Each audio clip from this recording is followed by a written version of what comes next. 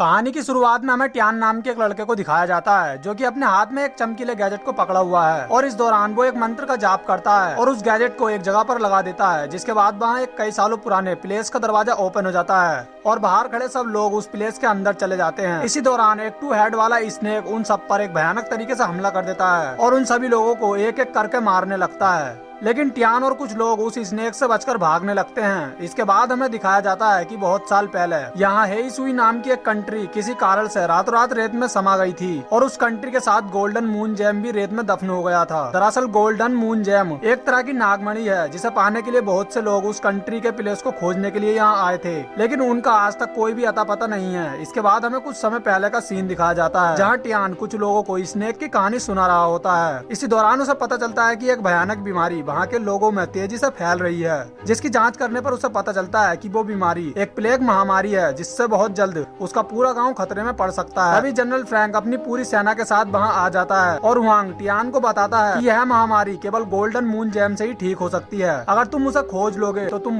अपने पूरे गाँव को इस महामारी से बचा सकते हो। हालांकि पहले तो टियान उनसे मना करता है और कहता है कि वह इसके बारे में कुछ नहीं जानता, लेकिन जब वो उसे बताता है कि वो चैंग को खोजने में उसकी हेल्प कर सकता है, तब ये सुनकर टियान उसकी बात को मान लेता है क्योंकि टियान चैंग को ढूंढना चाहता था। इसके बाद रात को टियान उसी बात को याद करता है जिस दिन उसका मास्टर एशियंट प्लेस के अंदर गया था, लेकिन बहुत देर तक बाहर न आने पर टियान जुई और चैंग के साथ उसे ढूंढने के लिए प्लेस के अंदर गया था और इस दौरान कोई चीज उनका पीछा भी कर रही थी। इसके बाद इनका मास्टर इन्हें मिल जाता है जो कि बहुत ज्यादा डरा हुआ था और जल्द से जल्द इन सबको वहाँ से बाहर निकलने के लिए कहता है। जिसके बाद टियान और जूही अपने मास्टर को लेकर वहाँ से बाहर आ जाते हैं, लेकिन चैंग उस प्लेस के अंदर ही रह जाता है और एक बड़ा सा स्नेक उस पर अटैक करने के लिए आता है। लेकिन तभी चैंग वहाँ एक ब्लास्ट कर देता है और पूरी जगह रेत में समा जाती है और इस बात से टियान को बहुत ज्यादा दुख होता है। फिर हम देखते हैं कि टियान जूही और फ्रैंक के कुछ लोगों को साथ लेकर एशियंट प्लेस को खोजने के लिए जाने वाला है, जहाँ इनके साथ जाने के लिए नियान भी आती है जो कि फ्रैंक की बेटी है। तभी नियान महसूस करती है कि कोई चीज इनका पीछा कर रही है, लेकिन वो चीज इसे दिखाई नहीं देती और सब लोग प्लेस को खोजने के लिए निकल जाते हैं और फ्रैंक भी इन सब पर नजर रख रहा होता है क्योंकि वो इनके जरिए गोल्डन मून जेम को पाना चाहता है और उसकी शक्तियों का यूज करके वह जंग को जीतना चाहता है। ये सब लोग एक रेगिस्तान में पहुंच जाते हैं और रात बिताने के लिए एक जगह पर ठहर जाते हैं और टियान के हाथों में वही चमकीला गैजेट होता है और जूही बीन बजाने लगती है। तभी हम नियान को देखते हैं जिसकी आंखें अचानक ही चेंज होने लगती हैं और जूही के बीन बंद करते ही नियान बिल्कुल नॉर्मल हो जाती है। इसके बाद जब टियान नियान का चेहरा देखता है तो वो बहुत ज्यादा हैरान हो जाता है क्योंकि टियान कहीं न कहीं नियान को पहले से ही जानता था। इसके बाद सब लोग सोने के लिए निकल जाते हैं और जब सुबह को इनकी आंख खुलती है तो ये देखते हैं कि इनके कुछ साथियों को लुटेरों ने बंदी बना लिया है। तभी नियान उन लुटेरों से लड़ने लगती है और सब लोग मिलकर उन लुटेरों को मारने लगते हैं। तब लुटेरे वहाँ से भागने लगते हैं और उन्हें मारने के लिए ये सब लोग उनका पीछा करने लगते हैं। तभी रेगिस्तान से उठकर बहुत बड़ा बवंडर इनकी ओर आने लगता है और कुछ लोगों को अपने अंदर खींच लेता है। हालांकि टियान और उसके कुछ साथी एक जगह पर जाकर छुप जाते हैं और नियान टियान के गैजेट को लेने के लिए बवंडर के पास जाती है और बवंडर उसे अपने अंदर खींचने ही वाला होता है। तभी टियान उसे बचा लेता है और बवंडर टियान को खींच लेता है, लेकिन तभी नियान अपने हाथ की जंजीर से टियान को बाहर खींच लेती है। जिसके बाद बवंडर वहाँ से चला जाता है और सब लोग बाहर आ जाते हैं, लेकिन तभी वहाँ की रेत खिसकने लगती है और नियान और जूही रेत में धंसने लगते हैं। लेकिन किसी तरह टियान उन दोनों को रेत से बाहर निकाल लेता है। इसी दौरान वहाँ की सारी रेत खिसक जाती है और सब लोग एक एशियंट गुफा के अंदर जाकर गिर जाते हैं, लेकिन सब लोग सही सलामत बच जाते हैं और कोई चीज अभी भी इनका पीछा कर रही होती है। इसके बाद ये सब लोग गुफा से बाहर जाने लगते हैं और एक बहुत बड़े घने जंगल में पहुंच जाते हैं जहाँ कोई चीज तेजी से इनकी ओर बढ़ रही होती है और एक एक करके इनके साथियों को मारने लगती है। फिर हम देखते हैं कि ये जिस जंगल में होते हैं वहाँ के पौधे बहुत ही ज्यादा खतरनाक होते हैं और वो पौधे ही इनके साथियों को मार रहे होते हैं। तभी पौधे इनकी ओर भी बढ़ने लगते हैं और ये देख सब लोग वहाँ से भागने लगते हैं और कुछ पौधे नियान पर भी अटैक कर देते हैं और नियान वहीं पर बेहोश हो जाती है। इसके बाद टियान उसे अपने साथ लेकर जाने लगता है। इसी दौरान जूही का पैर एक जाल में फंस जाता है, लेकिन किसी तरह जिंग उसे बचा लेता है। फिर टियान नियान को एक पेड़ के नीचे बैठा देता है और पानी लेने के लिए चला जाता है। तभी नियान को फ्रैंक की बात याद आती है क्योंकि जब फ्रैंक ने नियान को टियान के साथ भेजा था तब उसने उससे कहा था कि गोल्डन मून जेम के मिलते ही तुम टियान को मार देना और गोल्डन मून जेम को मेरे पास ले आना। इसके बाद हमें एक फ्लैशबैक दिखाया जाता है जहाँ नियान की माँ उससे कहती है कि वह हेईसुई की वंशज है और गोल्डन मून जेम की रक्षा करना ही उसकी जिम्मेदारी है। इसके बाद टियान वहाँ वापस आता है और किसी तरह नियान को होश में लाता है। जिसके बाद टियान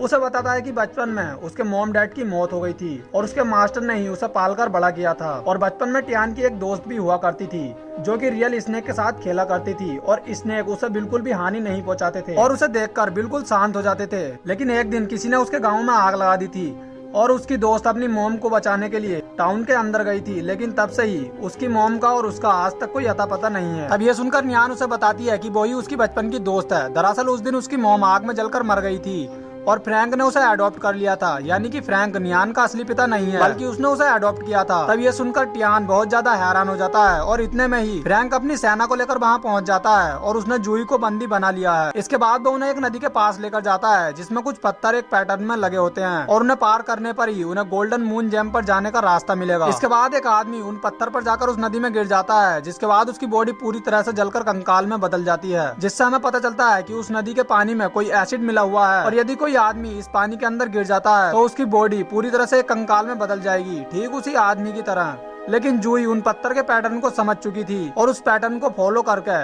टियान उन पत्थर को पार करने लगता है, लेकिन थोड़ी आगे चलकर उसे कुछ भी समझ नहीं आता। तभी नियान उसकी हेल्प करने आती है और ये दोनों एक साथ मिलकर किसी तरह उन पत्थरों को पार कर लेते हैं, जिसके बाद वो सारे पत्थर एक शेप में लग जाते हैं और बाकी सब लोग भी उस नदी के पार चले जाते हैं। इसी दौरान एक 2 हेड वाला स्नेक इन सब पर अटैक करने आता है, लेकिन ये उस पर गोलियां चलाने लगते हैं, जिसके बाद वो स्नेक वहाँ से चला जाता है। इसके बाद ये सब एक एशियंट प्लेस में पहुंच जाते हैं जहाँ गोल्डन मून जेम रखा होता है। तब फ्रैंक टियान से उस प्लेस के दरवाजे को ओपन करने के लिए कहता है। हालांकि जूही टियान से उस प्लेस का दरवाजा ओपन करने के लिए मना करती है, लेकिन जब फ्रैंक उसे बताता है कि अगर वो उस प्लेस के दरवाजे को ओपन नहीं करेगा तो वो मार देगा, तब ये सुनकर टियान मजबूरी में आकर उस दरवाजे को खोलने के लिए राजी हो जाता है। इसके लिए वो उसी गैजेट का यूज करता है जो कि हर समय उसके पास रहता है और इस दौरान वो एक मंत्र का जाप करता है और उस गैजेट को एक शेप में लगा देता है। और ये वही सीन होता है जो कि हमने मूवी की स्टार्टिंग में देखा था, जिसके बाद उस प्लेस का दरवाजा ओपन हो जाता है और सब लोग उस प्लेस के अंदर चले जाते हैं और अचानक ही उस प्लेस का दरवाजा बंद हो जाता है और वही 2 हेड वाला स्नेक एक एक करके इनके साथियों को मारने लगता है। स्नेक से बचने के लिए ये लोग एक जगह पर जाकर छुप जाते हैं और फ्रैंक देखता है कि गोल्डन मून जेम इन स्नेक के माथे पर लगी होती है, लेकिन फ्रैंक उसे हर हाल में पाना चाहता है। फ्रैंक के कुछ साथी स्नेक पर गोलियां चलाने लगते हैं, लेकिन स्नेक को गोलियों से कुछ भी नहीं होता और वो उन लोगों को भी मार देता है। इसके बाद वहाँ की सारी जमीन टूटने लगती है और सब लोग वहाँ से भागने लगते हैं, लेकिन कुछ लोग वहीं पर फंस जाते हैं, जिसके बाद स्नेक उन सब पर एक भयानक तरीके से अटैक करता है और उन्हें भी मार देता है।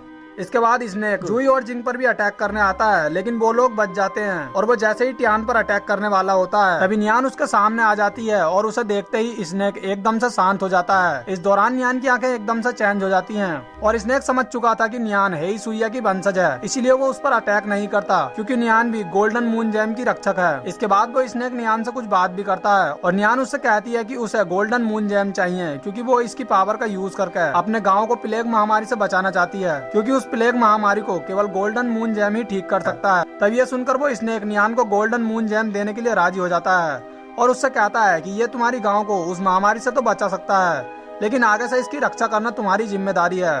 और तुम जैसा चाहो इसका वैसा यूज कर सकती हो, लेकिन ध्यान रहे कि गोल्डन मून जेम किसी गलत हाथों में ना चला जाए, क्योंकि गलत हाथों में जाने से ये पूरी दुनिया में तबाही ला सकता है। इसके बाद स्नेक इन सबको एक फ्लैशबैक दिखाता है और हम देखते हैं कि फ्रैंक नियान की मॉम से गोल्डन मून जेम के बारे में पूछकर उसे पाना चाहता था, लेकिन नियान की मॉम ने उसे इसके बारे में बताने से साफ इनकार कर दिया था और इसीलिए फ्रैंक ने नियान की मॉम को मार दिया था। और फ्रैंक ने ही उस गाँव की नदी में एक एसिड को मिलवा दिया था, जिसके पानी को पीने के बाद नियान के गाँव में प्लेग महामारी ने जन्म लिया था और अब सबको फ्रैंक के बारे में सब कुछ पता चल चुका था। लेकिन तभी अचानक ही नियान की आंखें पूरी तरह से चेंज हो जाती हैं और दोनों स्नेक उसके पीछे खड़े हो जाते हैं और नियान टियान का गला पकड़ लेती है और उससे कहती है कि मैं कभी भी गोल्डन मून जेम को गलत हाथों में नहीं जाने दूंगी और अपने गांव को उस प्लेग महामारी से मुक्त करूंगी। तब टियान उसे अपने गले का एक लॉकेट दिखाता है और उसे बताता है कि वो भी हेई सुइया का वंशज है और वो भी लोगों को उस प्लेग महामारी से बचाना चाहता है। तब ये सुनकर नियान बिल्कुल नॉर्मल हो जाती है और स्नेक नियान को गोल्डन मून जेम दे देता है और उसकी जिम्मेदारी नियान को सौंप कर स्नेक वहाँ से गायब हो जाता है, क्योंकि अब स्नेक के ऊपर से गोल्डन मून जेम की जिम्मेदारी खत्म हो चुकी थी। तभी फ्रैंक नियान से गोल्डन मून जेम छीन लेता है और नियान और टियान गोल्डन मून जेम छीनने के लिए